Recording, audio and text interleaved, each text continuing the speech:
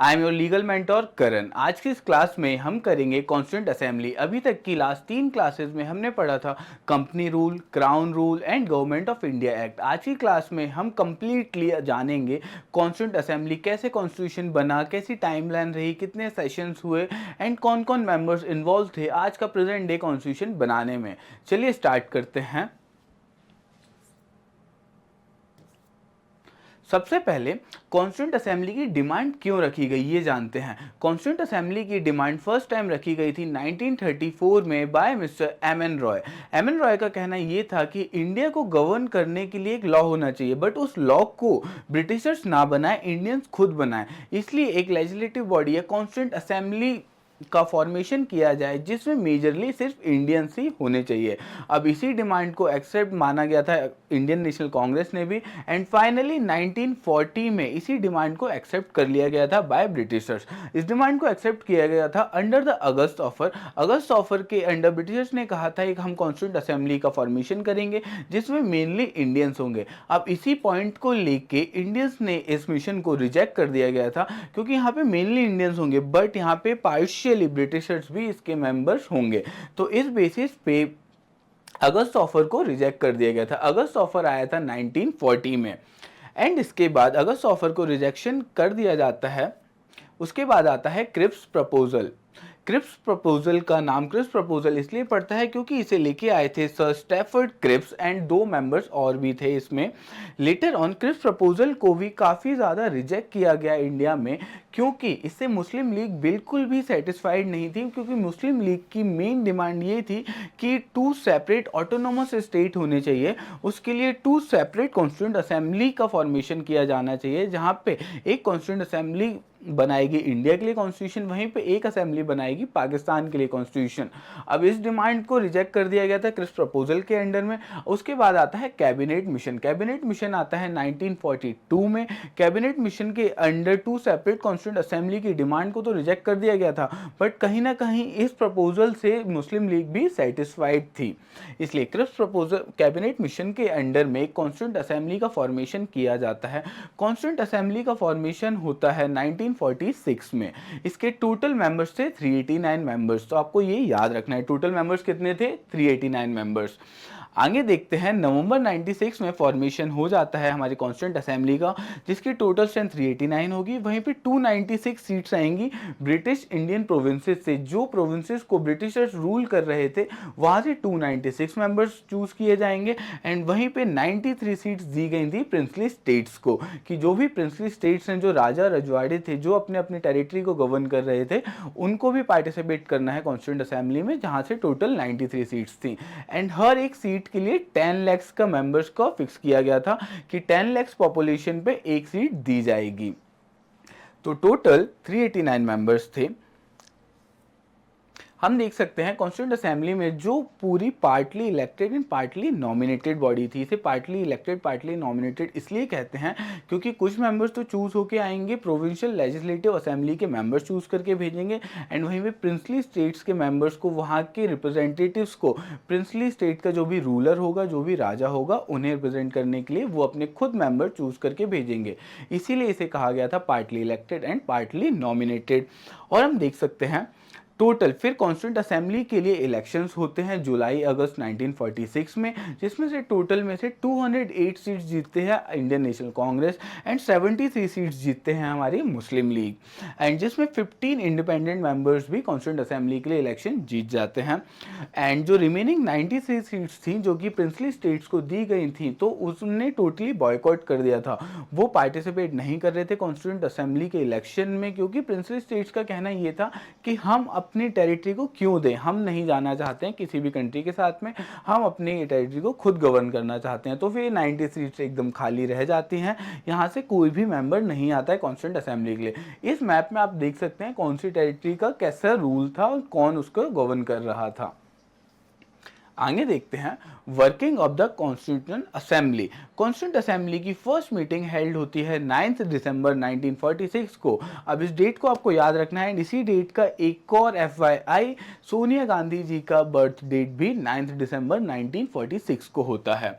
उसके बाद constituent assembly अपनी फर्स्ट मीटिंग करती है 9 दिसंबर को, तो उनका एक चेयरमैन या फिर प्रेसिडेंट इलेक्ट करना चाहिए कंपनी को रूल मतलब गवर्न करने के लिए कॉन्स्टिट्यूंट असेंबली के लिए। तो फिर चूज किया जाता है डॉक्टर सचिदानंद सिन्हा को as he was the oldest member in the constituent assembly. इसी प्रैक्टिस को फॉलो किया जाता है फ्रांस में भी, जहाँ पे जो ओल्डेस्ट मेंबर रहता है उसी को चेयरमैन इलेक्ट किया जाता है।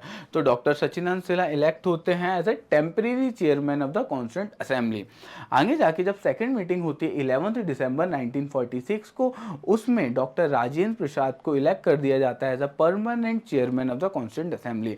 एंड 2 वाइस प्रेसिडेंट भी इलेक्ट किए गए थे कॉन्स्टिट्यूंट असेंबली के लिए, जिनका नाम था H C. Mukherjee and V T. Krishnamachari. इस डेट पे लोग अपॉइंट हुए थे, आप देख सकते हैं। एंड 13 दिसंबर 1946 का डेट इसलिए भी इंपॉर्टेंट है क्योंकि इसी डे पे फर्स्ट टाइम प्रेजेंट किया गया था ऑब्जेक्टिव रेजोल्यूशन। अब ऑब्जेक्टिव रेजोल्यूशन क्या था? ऑब्जेक्टिव रेजोल्यूशन हम देख सकते हैं प्रेजेंट डे में जो हमारा प्रीएम्बल है, प्रीएम्बल मेनली इंस्पायर हुआ था ऑब्जेक्टिव रेजोल्यूशन में कि इंडिया में लिबर्टी होनी चाहिए, फ्रेटर्निटी होनी चाहिए, सेकुलरिज्म, बाकी जो भी फीचर्स थे प्रीएम्बल के वो सारे मेनली आए थे ऑब्जेक्टिव रेजोल्यूशन से। आगे देखते हैं। अब ये तो हुआ था 1946 में। अब 1947 में जैसे हमने देखा था इंडियन इंडिपेंडेंस एक्ट पास हो जाता है ब्रिटिश पार्लियामेंट से। तो अब इंडियन इंडिपेंडेंस एक्ट से भी काफ़ी सारे चेंजेस आए। फर्स्ट मेजर चेंज था कि माउंटबेटन प्लान आता है। माउंटबेटन प्लान क्यों? क्योंकि इंडिया के लास्ट वॉइसरॉय थे लॉर्ड माउंटबेटन एंड वही इस प्लान को लेके आए थे। माउंटबेटन प्लान के अंडर ये डिसाइड हो गया था कि इंडिया का पार्टीशन होगा एंड यहाँ पे 2 कॉन्स्टिट्यूंट असेंबली इलेक्ट की जाएंगी, इंडिया की अलग होगी, पाकिस्तान के लिए अलग होगी। अब मेजर चेंजेस देखते हैं। कॉन्स्टिट्यूंट असेंबली को चूज किया गया था एज अ सोवरेन बॉडी कि वो जैसा लॉ बनाना चाहें इंडिया के लिए बना सकते हैं, जिसमें किसी का भी कोई इन्फ्लुएंस नहीं होगा कॉन्स्टिट्यूंट असेंबली में। नेक्स्ट मेजर चेंज था कॉन्स्टिट्यूंट असेंबली वर्क करेगी as a legislative body and a constituent body. क्योंकि लेजिस्लेटिव बॉडी इसलिए क्योंकि इंडिया को 1947 से 1950 तक गवर्न करने के लिए जो भी ऑर्डिनरी लॉज रहेंगे वो लेके आएगी हमारी लेजिस्लेटिव बॉडी। एंड कॉन्स्टिट्यूशन बनाने की जब प्रोसेस चल रही होगी तब उसे बोला जाएगा कॉन्स्टिट्यूंट असेंबली। अब दोनों बॉडीज को हेड करने के लिए 2 सेपरेट टास्क थे कि जब अपना कॉन्स्टिट्यूंट असेंबली फंक्शन करेगी एज अ कॉन्स्टिट्यूंट बॉडी, उसके चेयरमैन रहेंगे डॉक्टर राजेंद्र प्रसाद एंड वहीं पे जब वो बॉडी काम कर रही होगी एज अ लेजिस्लेटिव बॉडी तब उसके चेयरमैन रहेंगे जीवी मालवनकर। जीवी मालवनकर का आप नाम ऐसे भी याद रख सकते हैं क्योंकि जब फर्स्ट जनरल इलेक्शन होते हैं, इंडिया की फर्स्ट लोकसभा का फॉर्मेशन होता है, फर्स्ट लोकसभा के स्पीकर थे जीवी मालवनकर। ये इलेक्ट होके आए थे अहमदाबाद से, इंडियन नेशनल कांग्रेस में से।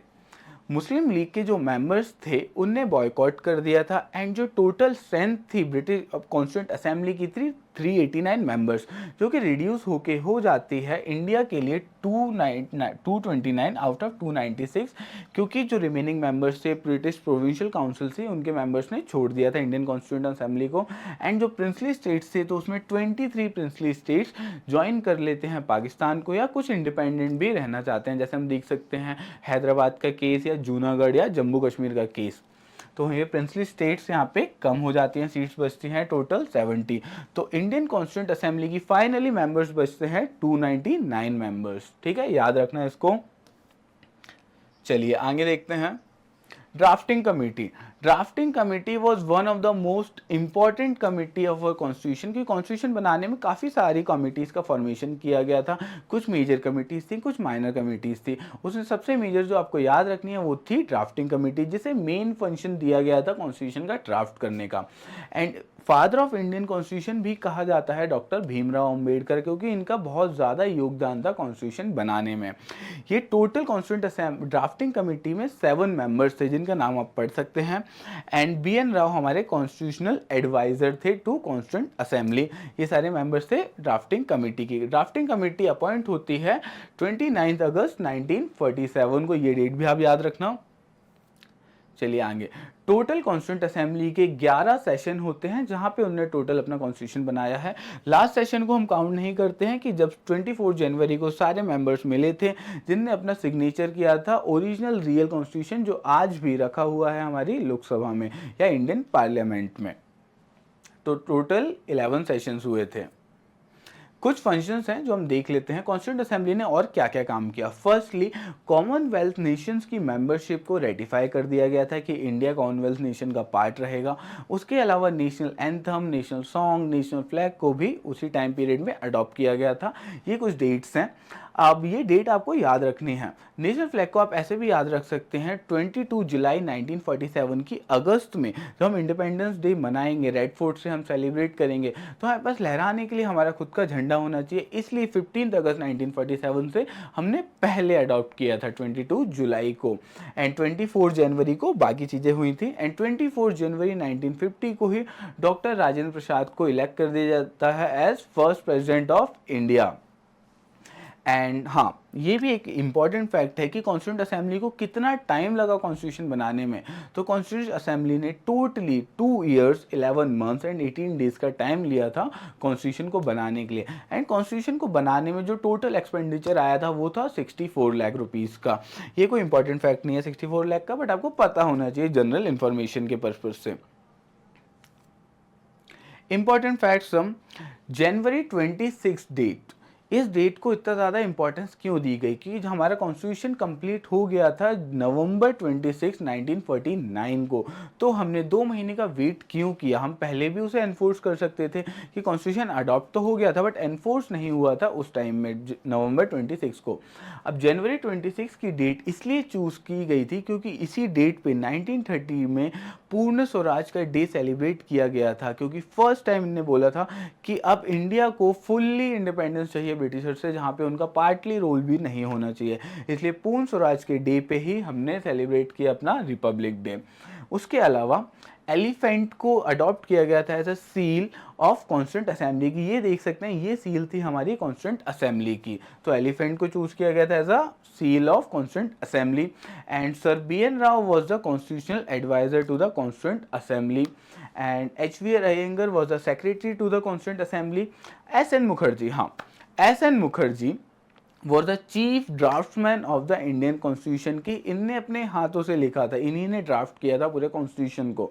इसके अलावा एक नाम बहुत ज़्यादा इंपॉर्टेंट है जो आपसे कभी पूछा जा सकता है, वो है प्रेम बिहारी नारायण राय ज़्यादा, कि ही was the calligrapher of Indian constitution की। इनने फ्लोइंग इटैलिक स्टाइल में पूरा कॉन्स्टिट्यूशन लिखा था। एंड डेकोरेट भी इन 2 लोगों ने किया था, नंदलाल बोस एंड बिहोर राम मनोहर सिन्हा। तो ये सब कुछ इंपॉर्टेंट फैक्ट्स हैं जो आप याद रख सकते हैं। हाँ, अब कॉन्स्टिट्यूंट असेंबली में गवर्नमेंट ऑफ इंडिया एक्ट 1935 से तो काफ़ी ज़्यादा प्रोविजंस लिए गए थे, बट उसी के अलावा कॉन्स्टिट्यूंट असेंबली ने 2 साल 11 महीने में मोर देन 60 कंट्रीज़ के कॉन्स्टिट्यूशन को पढ़ा। उसमें जो भी इंपॉर्टेंट फीचर्स थे जो गवर्नेंस के लिए बहुत ज़्यादा अच्छे हैं, जो बेस्ट फीचर्स थे, उन्हें हमारे इंडियन कॉन्स्टिट्यूशन में भी अडॉप्ट किया गया था।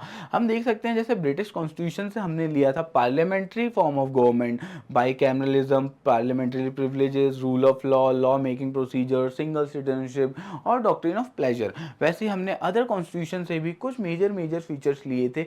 ये आपको याद रखना, आप इसका स्क्रीनशॉट भी ले सकते हैं। ये पॉइंट आपको सारे याद होने चाहिए कि कौन से कॉन्स्टिट्यूशन से हमने क्या लिया था। जैसे जर्मनी के कॉन्स्टिट्यूशन से हमने इमरजेंसी पावर्स ली थी, एंड उसके अलावा साउथ अफ्रीका के कॉन्स्टिट्यूशन से लिया था हमने अमेंडमेंट टू द कॉन्स्टिट्यूशन का प्रोविजन। अमेंडमेंट हम कौन से आर्टिकल से करते हैं? आर्टिकल 368 से। तो ये थी पूरी डिटेल्ड टाइमलाइन कैसे कॉन्स्टिट्यूशन बना कॉन्स्टिट्यूंट असेंबली के द्वारा। तो ये आज हम खत्म करते हैं अपनी कॉन्स्टिट्यूंट असेंबली की क्लास। नेक्स्ट क्लास में हम पढ़ेंगे अपना कॉन्स्टिट्यूशन पार्ट 1 से। चलिए, थैंक यू सो मच, अच्छे से पढ़िए, ऑल द बेस्ट।